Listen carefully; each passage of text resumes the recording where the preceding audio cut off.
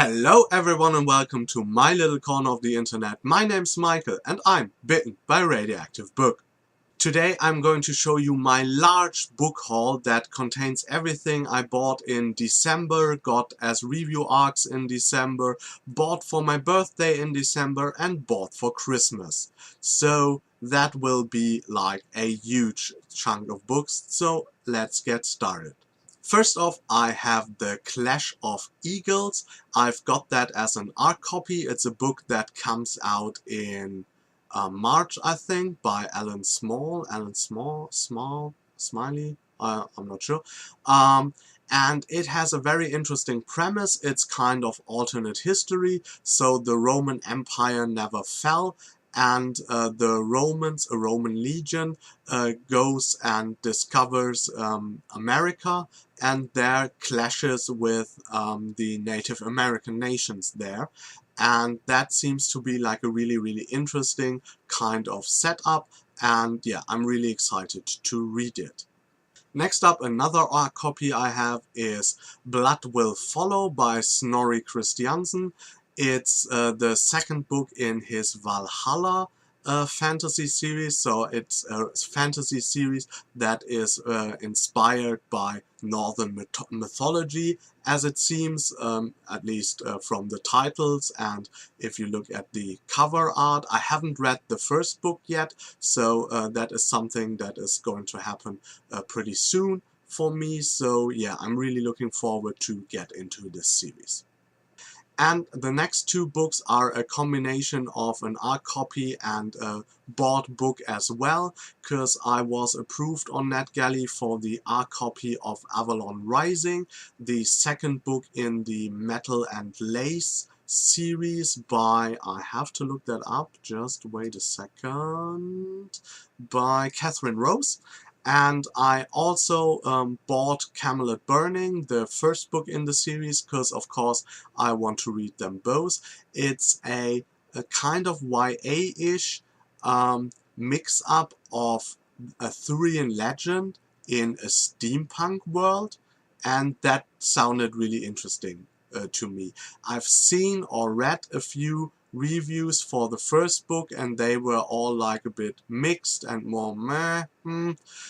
Yeah, but the whole combination was too intriguing. I love steampunk, I love Arthurian retellings, so I wanted to get my own view of the series, and now I'm able to. I also bought End of Empires. It's the 5th installment in Toby Frost's Space Captain Smith series. It's a science fiction series that is more on the absurd, where the British Empire rules like a huge chunk of space. It's kind of a parody.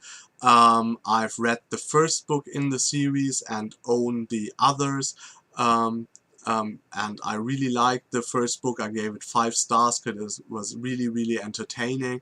Yeah, and I was surprised. I wasn't aware that a 5th book was coming out, and so yeah, I grabbed it.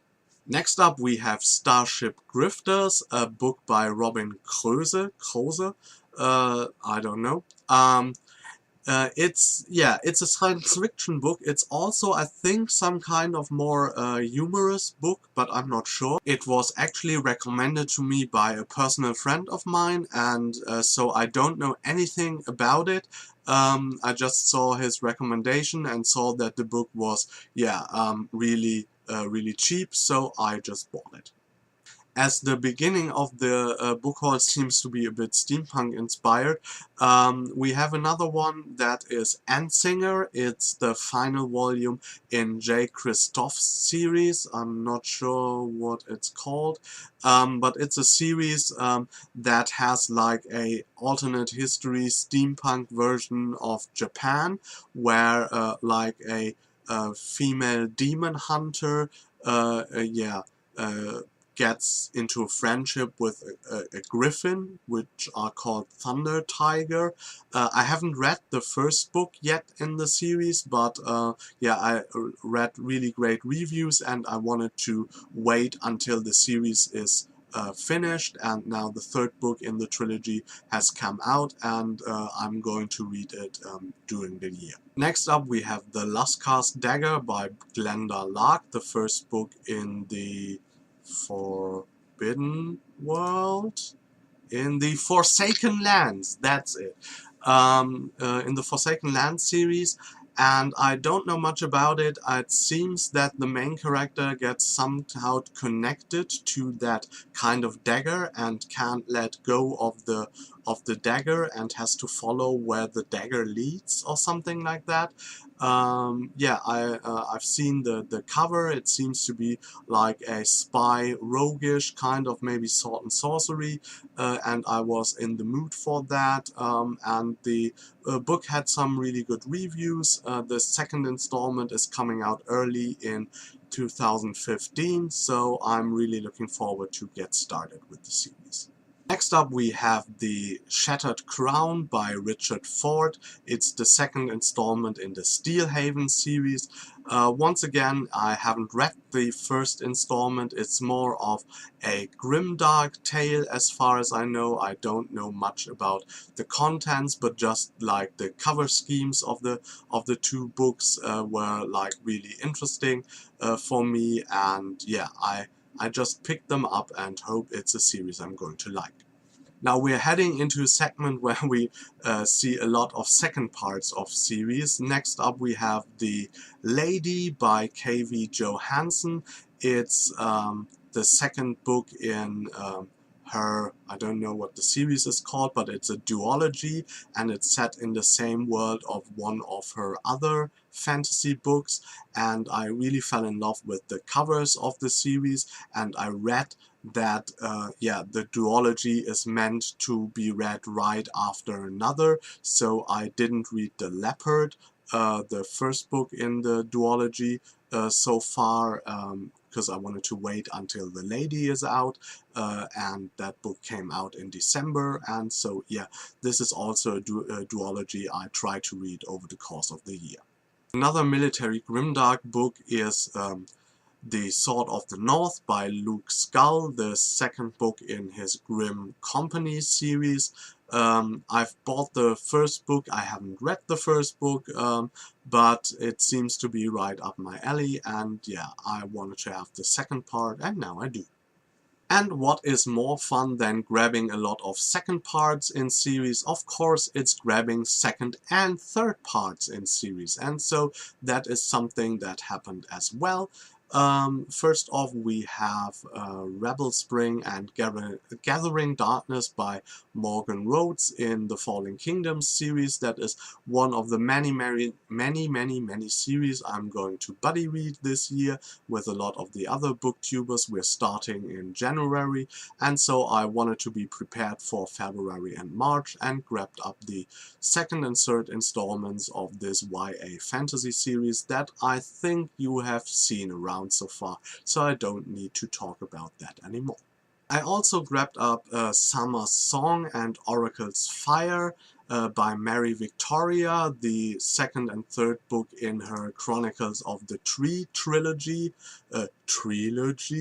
Har har. And yeah, I have the first book. I'm going to read it as a buddy read in February.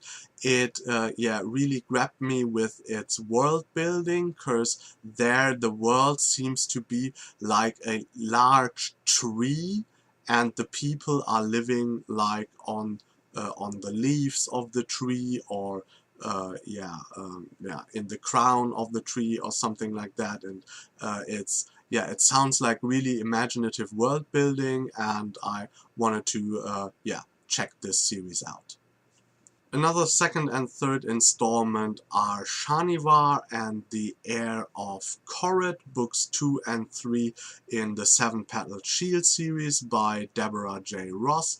It's also like an epic fantasy series where I think a mother and her son remove an important object from a city that yeah, that is under attack, and they have to protect that kind of object, but also the city needs that object to repel some dark creatures or something like that. So it sounds like a typical epic fantasy trilogy, and I'm really interested to see what this is all about. And another duo of a second and third book are Two Serpents Rise and Full Fathom 5 by Max Gladstone, the second and third installment in his Craft series. It's a very interesting series, starting with 3 parts. That, I think, is the first one called, and it seems to be like it's a secondary world fantasy, but it seems to be more like of a contemporary world with lawyers, and a lot of the magic is based on law or something like that.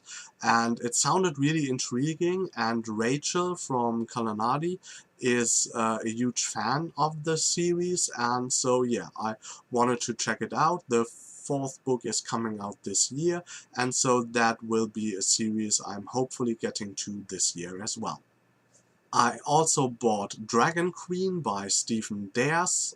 It's the fifth installment in his series. I forgot the title, but it's a series that yeah, deals a lot with dragons. Dragons are actually subdued by humans and are used in uh, I don't know, spy wars, something like that. No, not spy, but they are like tokens of power. And yeah, I think the series is a bit about what happens if this subdued kind of dragons get their free will back or something like that, but I can be totally mistaken. Yeah, I have like all 5 books in the series, and I really hope to get to it at some point. One of the most talked about debuts of 2014 was The Goblin Emperor by Catherine Addison.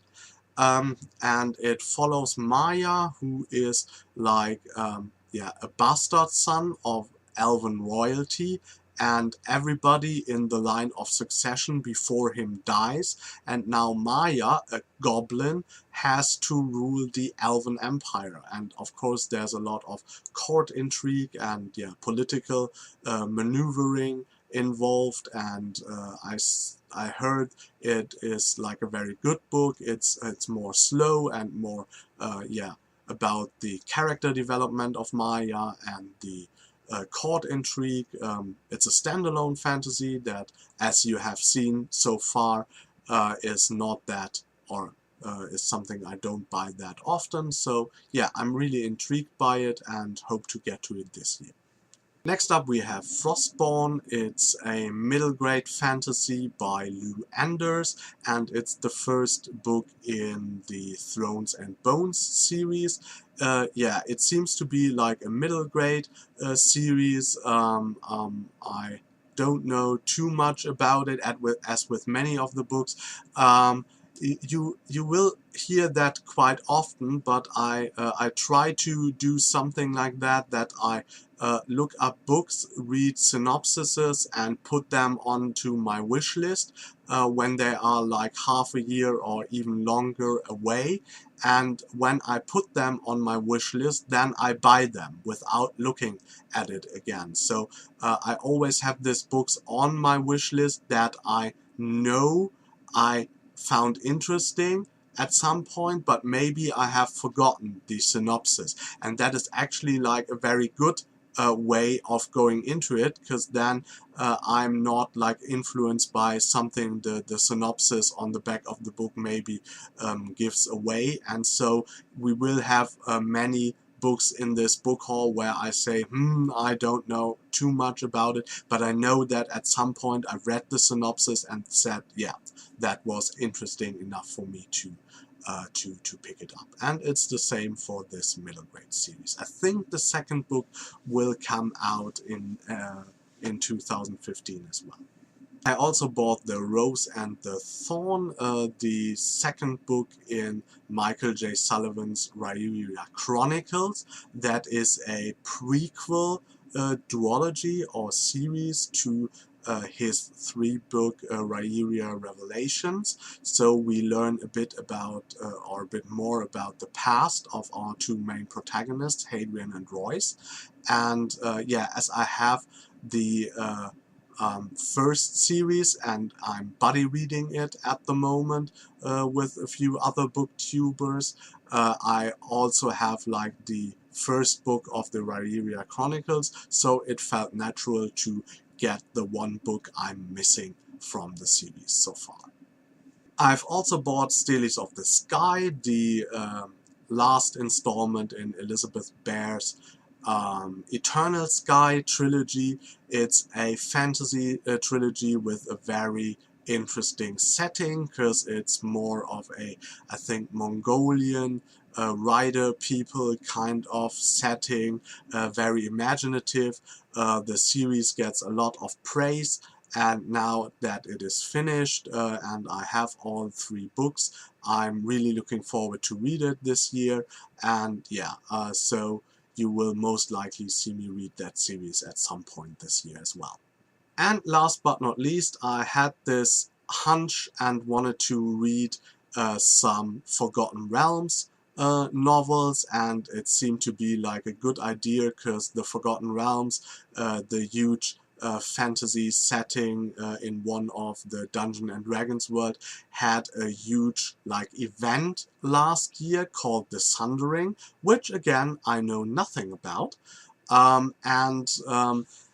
Together with that event, like 6 of the more prominent authors of the Forgotten Realms series wrote like novels that deal with how their main characters deal now with the Sundering, and that kind of set the stage for maybe the next generation of novels that set in the Forgotten Realms, and that seemed to be like a good idea to go back into the world. And so I bought the first 4 of those books, or not the first 4, but 4 of those, and I bought The Companions by R.A. Salvatore. I bought The Adversary by Aaron M. Evans. I've bought The Godborn by Paul S. Kemp, and I bought The Herald by Ed Greenwood. So I'm really looking forward to see where this is going. And the last and final book I bought is Son of the Morning by Mark Elder. It's a mix-up. It's actually alternate history, historical fiction, so it's set in our world, I think in England or medieval Europe, but it has a lot of like supernatural elements, witches, angels, demons, yeah, really, really interesting mix-up, and I read great reviews about it, and I'm really interested to find out what it's all about. So, there you have it. That is my huge, huge book haul I've done in December. Yeah, for all the crazy events like having your birthday in December, having Christmas there, doing like, yeah, normal book shopping as well, led to this huge, huge book haul. And yeah, now I'm really happy and really eager for the reading year of 2015. That's it from me today. I hope you liked this video. If you did, please hit the like button. If you want to see more of me, subscribe to my channel. If you want to know what's coming up on my channel, please look inside the description box. There's a little segment there called On the Horizon. I wish you a good day and hope you get bitten by a really good book too. Bye.